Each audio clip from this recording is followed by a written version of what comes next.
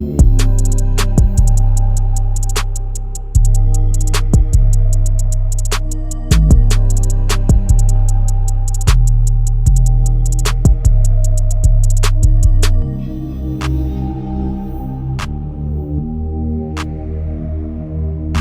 back to the Team to Beat Miami Heat podcast, your one-stop shop for daily Miami Heat content. My name is Amir. For today's episode, want to talk about the Miami Heat's 4-game winning streak. Also, want to talk about how the Miami Heat are playing lights out basketball. They're red hot right now, which is kind of shocking that they were able to turn this around so quickly when they looked like the season was completely lost. And they were coming off a 10-game losing streak, and the Miami Heat were 10 games below 500 for the first time since like 2008. And this was like the second longest losing streak since that 2008 season as well. And it was a rough season, obviously trading Jimmy Butler and dealing with that debacle, at the midway point of the season was rough.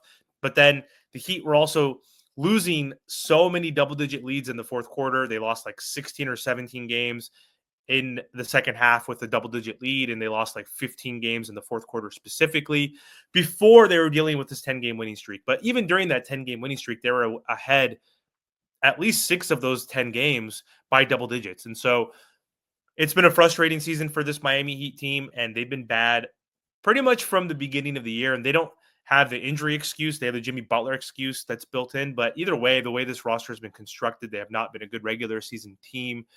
And it's been tough. But after losing 10 straight, the Miami Heat have lost or won 4 games in a row. I predicted this based off their schedule. I tweeted that they would win 5 in a row. And so far, they've kind of turned the season around, except they haven't, because they're still stuck in purgatory as a team that is going to be in the play-in no matter what. Now, the question is, the Miami Heat have a really easy schedule with their 9 remaining games, and there was 3 good teams, but now it's probably going to be 2 tough games, obviously Boston, Memphis. The Milwaukee game, they're not going to have Dame, so they're dealing with injuries. So the rest of the games they're playing against, they're going to play the Wizards multiple times. They're going to be playing against the Bulls. They're going to be playing against the Hornets, like the Sixers again. Like, they have a really easy schedule. And the Miami Heat, in theory, could move up and take over the 8th seed, which would piss off the Miami Heat fans. And I think it would piss me off too, because I'm kind of torn right now. Right now with like the direction of this Miami Heat team. Like, do I want them to not make the playoffs and get a pick? If they're bad enough to do that organically, yes, because I don't like tanking. I think that's loser mentality. I don't want them to tank, but I didn't have to worry about that because they were so bad anyway. They were losing so many games that there's no reason for them to purposefully tank and sit Bam and sit Tyler Herro or whatever. And I'm torn with, do I want that draft pick and getting that from the Thunder that we owe, and having 2 picks this season, off season? I'm torn with that option because, again, our lottery picks become unprotected. And if we're still a bad team next season and other teams are proof around us and we don't get it, Kevin Durant, we don't get any trade, we don't get rid of Terry Rozier somehow, then one injury can happen. Like I mentioned in lots of other videos, where Bam could tear his Achilles, Tyler can tear his ACL. You never know. Andrew Wiggins could be out for the season. If that's the case, we're screwed because we don't get a top 5 lottery pick. We give that up to the Thunder. And then also the next season, if we're bad again, the Hornets get our pick. So I am so torn. And honestly, like, I do see the value of getting 2 picks in a really good draft. I do see that. But again, I'm worried about the future of this team and this front office constructing a real team and dealing with the CBA and the aprons and building that roster when you have a ton of money on the books with Tyler, with Bam, with Wiggins, with Terry Rozier, even though that's expiring. Like, there's not a lot we could do next season. We can't outbid a lot of teams if someone else becomes available in the trade market, like a Giannis. But yeah, it's a shitty situation to be in, and it sucks. But I'm okay with the Heat not making the playoffs, honestly. But I'd still prefer them to possibly make the playoffs, I guess, even though they'll get their ass beat by the Cavs or the Celtics or whoever they may be playing, and getting that 1 pick from the Golden State Warriors. So we'll still have skin in the game for this amazing draft, but then our picks will be lottery protected. I don't even know. Anyway, the Miami Heat, 33-41 now after this 4-game winning streak. They're still 10th, but we're tied with the Celtics. Luckily, the Celtics have the tiebreaker. So right now we're in the 10th. If the playoffs started today, we would have a single elimination game against the Bulls. If we beat the Bulls, then we have an opportunity to play for the 8th seed, which would be wild. And that's if the season ended today. We still have 9 games left. And we're only 2.5 games back from the Hawks. So we could literally, and 3.5 from the Magic. So we could even get into the 7th seed, which is insane. But either way, if the Miami Heat get into that 7th or 8th seed, that means we have 2 games then. It's not a single elimination. This is going to piss off the Heat fans that want us to tank and not make the playoffs. And it just seems like the Heat are destined to make the playoffs with the way they're turning this around right now. Like the last 4 games, they're averaging 118 points per game, which is 9 points over their season average. They're shooting lights out from 3.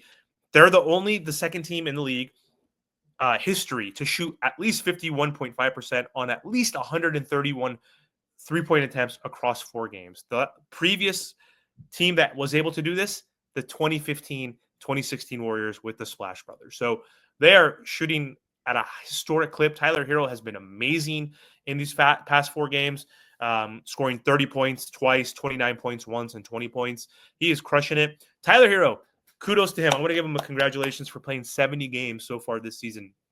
Tyler Herro has never played 70 games in his career. 67 was the most.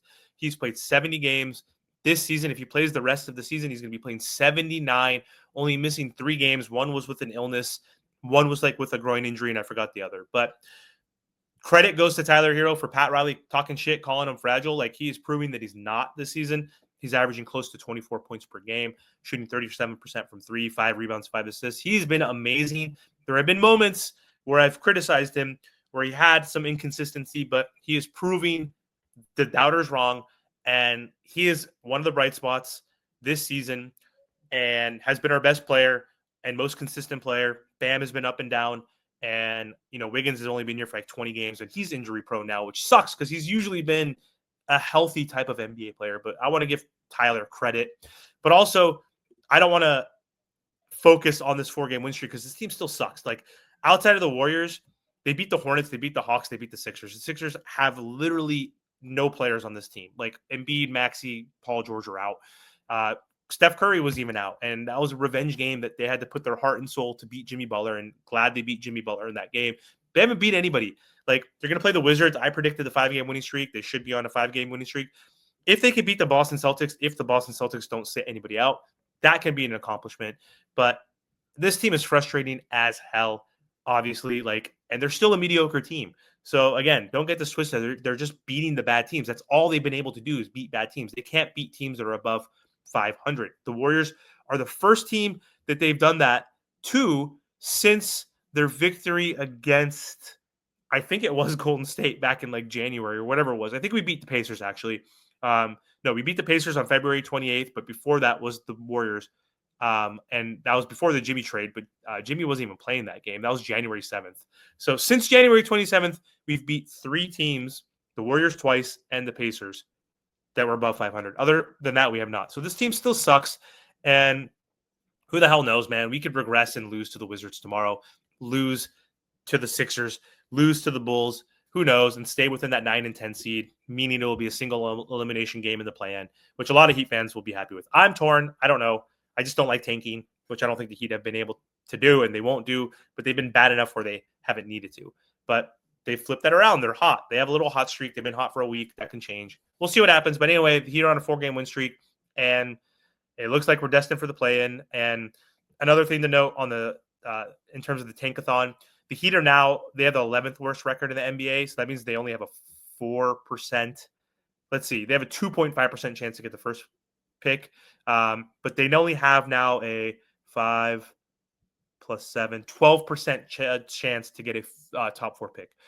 Last week, before the 4-game winning streak, they had the 8th worst record, actually. And so they had a 26% chance. So that's going to piss Heat fans off too now. So that's not good, honestly, either. I'm not, again, going to actively root for my team to lose, but I was okay with them losing because they were so bad.